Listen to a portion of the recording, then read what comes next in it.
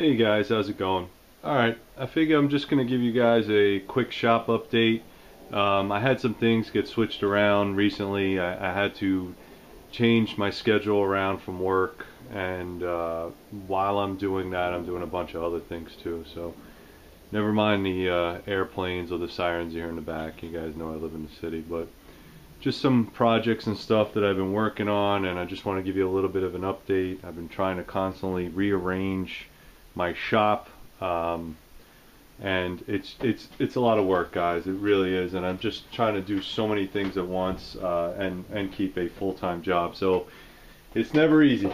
All right, so a couple things I'm working on here is some customer blades. This is the Huntsman with a I want to say this is a canvas black canvas. It's micarta, but it's canvas. It's not linen, and you could see canvas because it has sort of like that grainy look in it. All right, and that's actually going to a customer, so it's almost completely done. I just gotta do a little bit more polishing, a little more cleaning up. But this is a customer's blade, so I gotta finish that out. This one is going to somebody that is going to do a review for me, and I just want to let you know, if you can see that right there, the this is black paper micarta, and when you sandblast it, it gives it like that nice even texture. So that's really cool. That's something that was a little bit unexpected, but I'm glad it did work out. And it is a subdued knife. All right, so I'm gonna have to finish that up. And all of these need sheets, obviously. This is one that's not subdued, as you can see. But this one I had a problem with, so I'm going to redo the handle. I mean, the handle came out nice, but it came up a little bit short. Usually I like the handle directly underneath the name, but I'm thinking that I might have to scrap this handle completely. I just, once you get to that point where, and if you can see it right there, once you guys get to that point where your stuff starts going out and you notice that stuff's messed up, you just can't send it out because it's just gonna, this is your name on it, guys. So you don't really want to send out junk, or send something out that might come back and bite you in the ass. But again, I mean, this is the way it's supposed to look. You can see the handle goes all the way to the top, or right underneath the name, and this one has too much ricasso. It looks like a gooseneck. So I might actually change this into a wooden handle. I'm not sure. A couple things I started doing, as you can see here, I started putting sharpening notches on all my blades. Okay, you can see that right there. Or I think they call it a Spanish clip or sharpening notch. And then what I also started doing was on the backs. I don't know if you could see the backs, but I started doing the horizontal grinding, so it's as even as possible. Because sometimes, when you look down a knife, it's not really straight, and it's really hard to get that grind.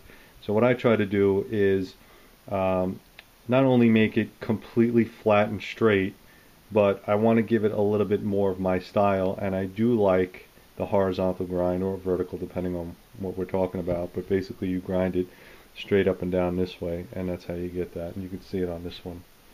I think that gives it more of a professional look. And I might be wrong, but that's the way I kind of do it. Now obviously you can only do it on flat handled knives. You can't really do it on round knives. Sort of like what we're looking at here. Mosquitoes in different stages. Getting ready to work the handles a little bit. These are all satin finished. Some of them are customer blades. This one I kind of did just to see if I could, what it would look like. This actually has all the scaling back on from the heat treat. So I didn't clean it off. I just grinded it off.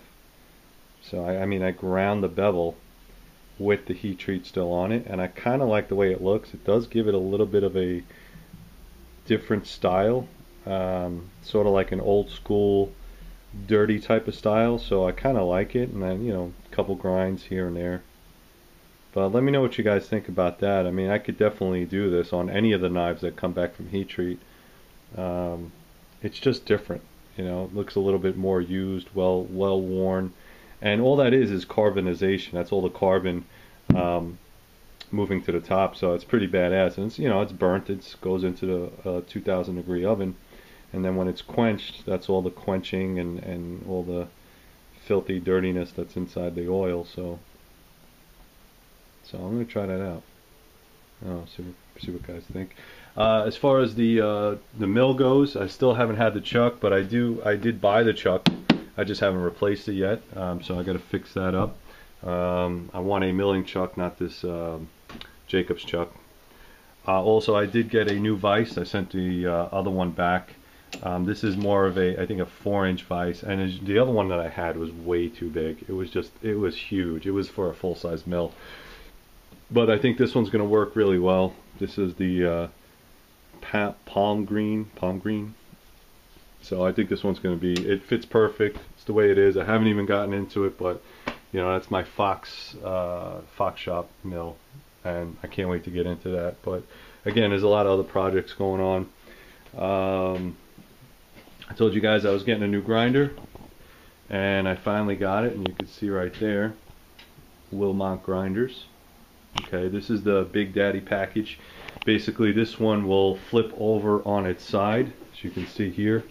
Remove all this stuff. It'll flip over onto its side, and then you could use it as a side grinder, or I guess to get all your flats. Really nice. I mean, this thing is just, you know, super well built. You know, I definitely got the one with all the bells and whistles.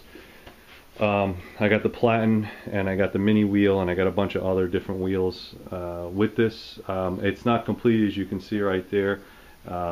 Chris and I, we figured out that you know, he thought I was thinking 220 on the motor, and I wanted 110 because my shop's made for 110. So I have to get a new motor, and there was a couple pieces that were back ordered. So all day yesterday, I put as much together as I quite possibly could. Of course, I got the arm, if I can pull this sucker out. It's about 900 pounds. Okay, so I got, there you go. So I got the side arm, the Platin, okay, and then this is all adjustable. So, you know, you guys will see me more working with this.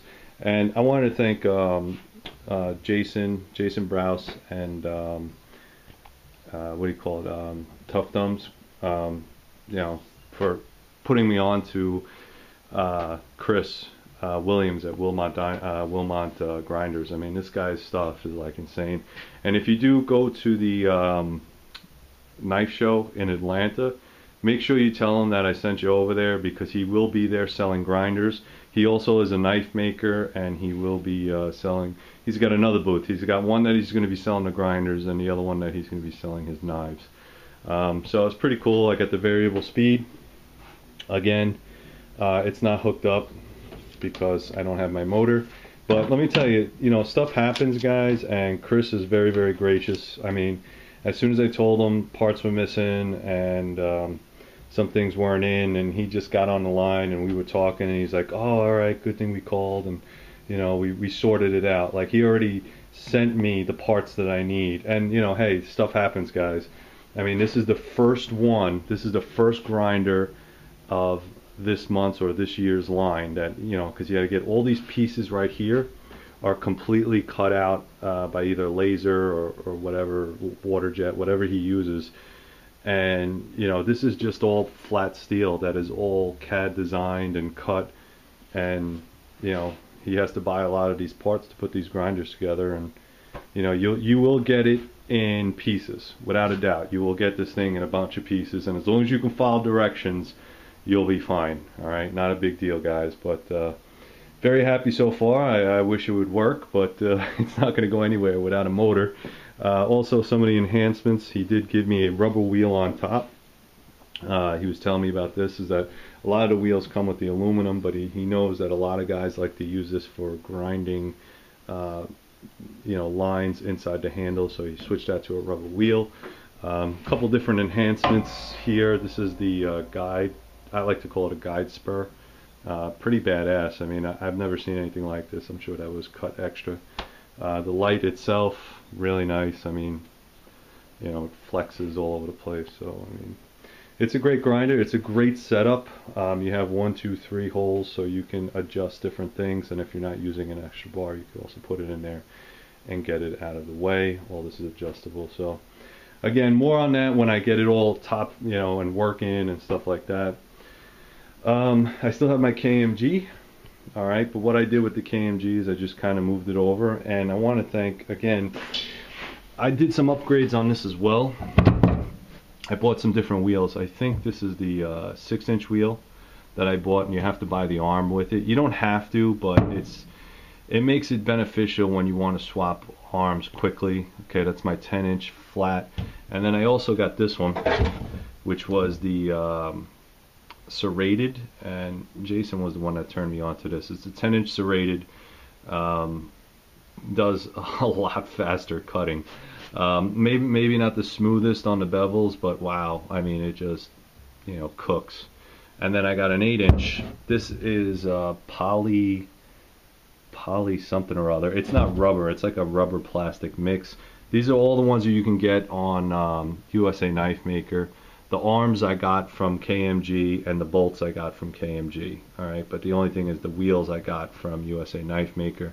And I did find out that these are, you know, they're less expensive, but you know, hey, if it works, it works. You know, it's not, you know, these wheels right here, the vulcanized rubber, are like 200 and change, but the smaller, these are like half the price. They're only like 80 bucks, something like that. And you know, you can read on their website everything that's up there. As far as that goes, I still have tons and tons and tons of work to do. Okay, so I have blanks. This is actually pretty cool. Chris sent me some of his blanks on his knives. I don't know, we were just talking. He's like, "Yeah, I'll send you a couple." And I got a free T-shirt. All these blanks, all right, they all have to be reground, ground, done, cleaned up, ready to go. I mean, I have so much work. All these boxes right here. 1, 2. This is my axe. 3, 4, 5. I have over, I don't know, 200 blanks to grind. All right, so that's a lot of work. That's not including the stuff that's already been post heat treated. So all this stuff in here, if I can get all this crap out of here, all this stuff in here is all, you know, mosquitoes, Huntsman. These are all been heat treated. So as you can see, I have a lot of heat treated Master Chiefs. Guys, anybody that wants Master Chiefs, I'm telling you, I mean, these are really great knives. You know, I did grind them a little bit different. I don't know if anybody has been noticing, but let me show you the profiles. Okay, I changed up the profile just a little bit. All right, so this is what the Master Chiefs looked like originally. As you can see, it sort of has like a rounded edge right here, as you can see right here. All right, and it looks like pretty much like a big chef's knife. And it's not terrible. It's a little bit different. But what I have been doing is I've been putting in a clip.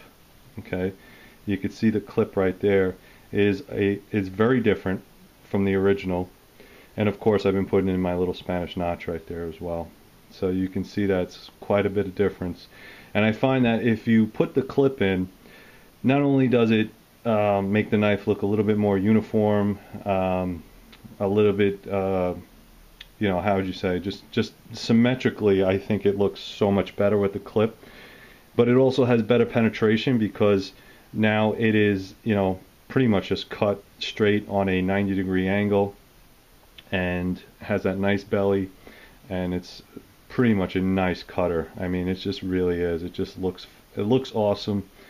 I like the way it looks. You know, primarily these were made as a tactical knife, but you know, through working with a lot of guys, I think that this is more of an all-around good camp utility knife, as well as if you wanted me to subdue it. I mean, any knife is a good tactical knife as long as it, you know, remains sharp and at the ready if you need it. But like I said, when you subdue it with the paper micarta and everything else, it looks really nice.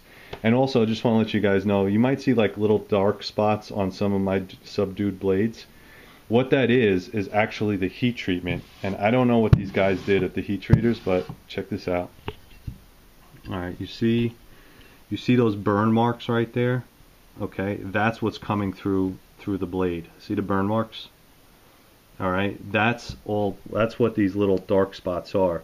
Now, you can't really get those out because it's in the steel. What you can do is if you get it in a satin finish, you won't see it. Okay, you really won't see it, especially if you keep grinding it. But when you subdue it, you change the color composition of the blade itself, and that's when it starts to show through.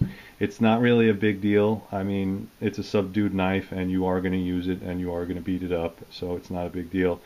But again, if you're looking for a more pretty knife, something that you're not necessarily going to use all the time, you might want to go with a satin finish, because those dark marks will not show up, or they won't show up as much.